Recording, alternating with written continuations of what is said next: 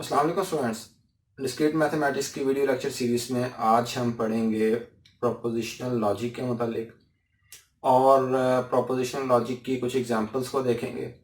उसके बाद हम प्रोपोजिशनल लॉजिक के जो वेरिएबल्स हैं और कंपाउंड प्रोपोजिशंस किस तरह से बनती हैं, इन चीज़ों के बारे में आज हम डिस्कस करेंगे। तो सबसे पहले हम प्रोपोजिशनल लॉजिक की अगर बात करें तो इसकी एक फॉर्मल सी डेफिनेशन प्रोपोजिशनल लॉजिक की यहाँ पे लिखी हुई है कि area of logic to study some ways of joining or modifying propositions to form more complicated propositions, and also study logical relationship and properties which are derived from combined properties। तो ये इसकी एक फॉर्मल सी definition है। Definition को समझ हमने पहले ही रखा हुआ है। जो पिछली जो हमारी लेक्चर्स थे उसमें हमने इस डेफिनेशन को बड़ा कॉम्प्रिहेंसिवली समझा था कि लॉजिक को इस्तेमाल करते हुए हम जो है वो इसकी प्रॉपर्टीज को समझते हैं और लॉजिक को हम जो है वो अंडरस्टैंड करते हैं और उसके रूल्स को डिफाइन करके हम जो किसी ना किसी कंक्लूजन पे पहुंचते हैं, यानी कि किसी ना किसी थ्योरम को या तो हम प्रूव करते हैं या फिर डिसप्रूव करते हैं। तो ये इसकी फॉर्मल डेफिनेशन है। मैं एक दफा दोबारा रिपीट कर देता हूं। Area of logic to study some ways of joining और modifying propositions to form more complicated propositions and also study logical relationship and properties which are derived from combined properties।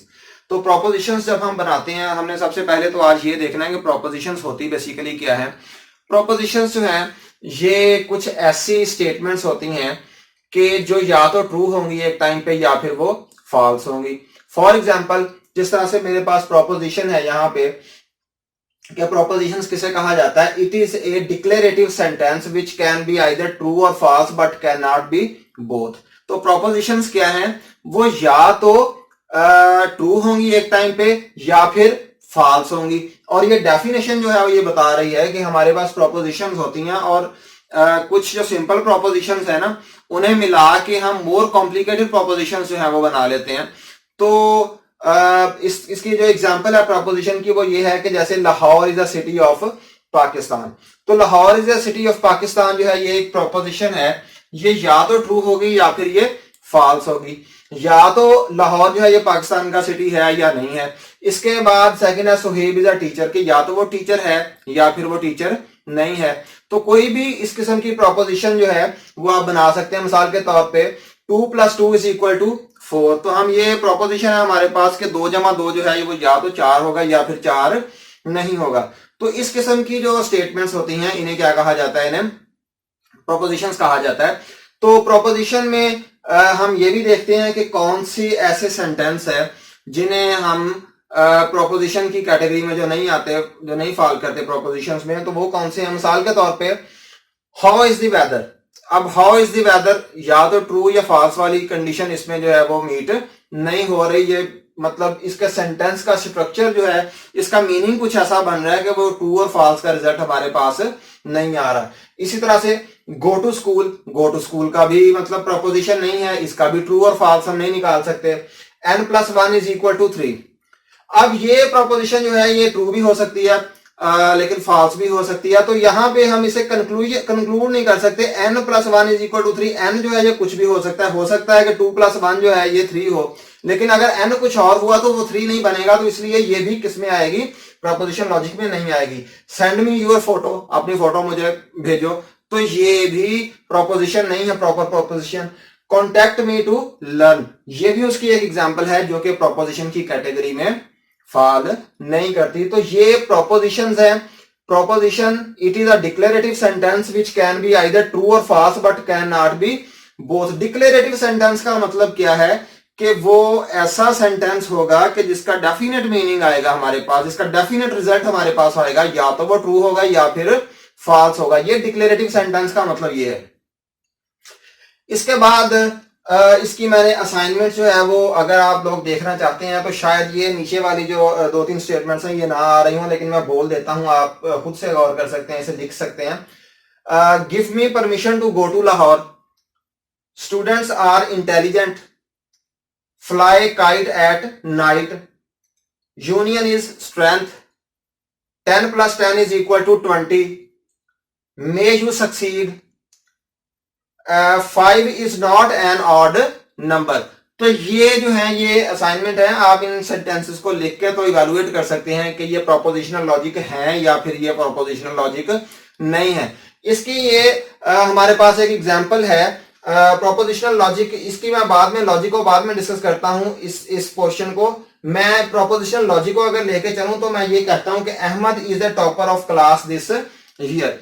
तो ये हमारे पास क्या है, Ahmad is the topper of class this, ये proposition जो है ना ये बनी हुई है कि ये टॉपर है इस साल या फिर नहीं है, यानी कि इसका ट्रू या फॉल्स रिजल्ट हमारे पास आ सकता है। तो ये हमारे पास एक प्रोपोजिशन है।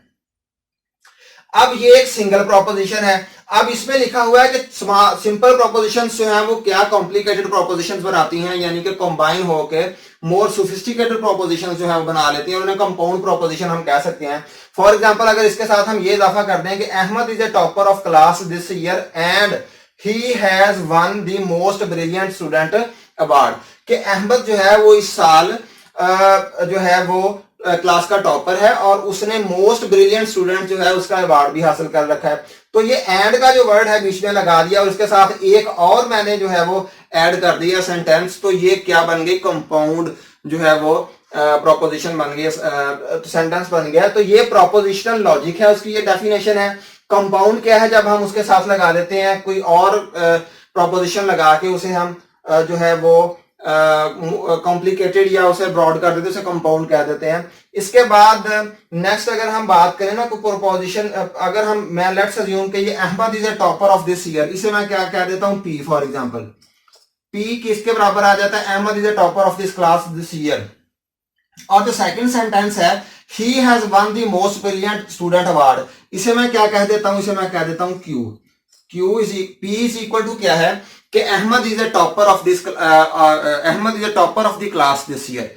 और क्यू क्या है कि अहमद जो है has won the most brilliant student this year. Ahmad ने अवार्ड जो है ना मोस्ट ब्रिलियंट स्टूडेंट का, इस साल का जो अवार्ड है वो भी अहमद ने हासिल कर लिया। तो उसके खाते में दो चीजें गई, एक तो उसने टॉप किया, दूसरा मोस्ट ब्रिलियंट अवार्ड है। तो इसके दरमियान में एंड है, तो फर्स्ट सेंटेंस को मैंने पी कह दिया, सेकंड को क्या कह दिया, क्यू।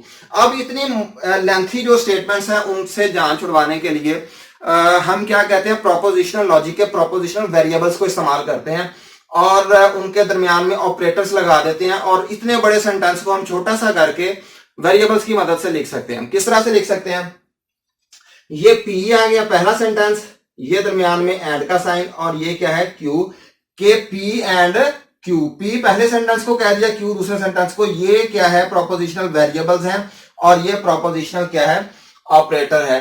तो इस तरह से हम प्रोपोजिशंस बनाया करेंगे और यानी कि बहुत एक कॉम्प्लिकेटेड सा सेंटेंस होता है, हमने उस सारे सेंटेंस को क्या कर दिया, सिर्फ 3 कैरेक्टर्स में उसे ले आए, एक पी, एंड का साइन है, ऑपरेटर है, और क्यू में।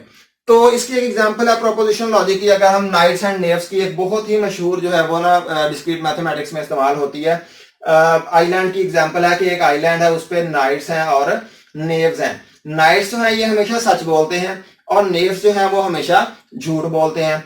अब इस आइलैंड पे कोई बंदा गया और उसे कौन मिला, एलिस मिला, एलिस एंड बॉब। इनमें से कोई नाइट हो सकता है, कोई नेव हो सकता है, दोनों नाइट्स हो सकते हैं। Are the people from this island. तो एलिस जो है उसने कहा, एलिस से बॉब इज नाइट। एलिस ने कहा कि बॉब जो है वो नाइट है, और बॉब से both of us are opposite to each other. तो ये उसकी एक एग्जांपल है। हम इसे प्रोपोजिशनल लॉजिक के जरिए से इस एग्जांपल को जो है वो सॉल्व करने की कोशिश करेंगे। तो आज के लेक्चर के लिए इतना ही। इस एग्जांपल पे आप थोड़ा सा गौर कीजिएगा कि ये किस तरह से इसे सॉल्व किया जा सकता है। तो आज के लेक्चर के लिए इतना ही। इंशाल्लाह नेक्स्ट लेक्चर में जो है वो हम प्रोपोजिशनल लॉजिक को मजीद देखेंगे इंशाल्लाह। Thank you.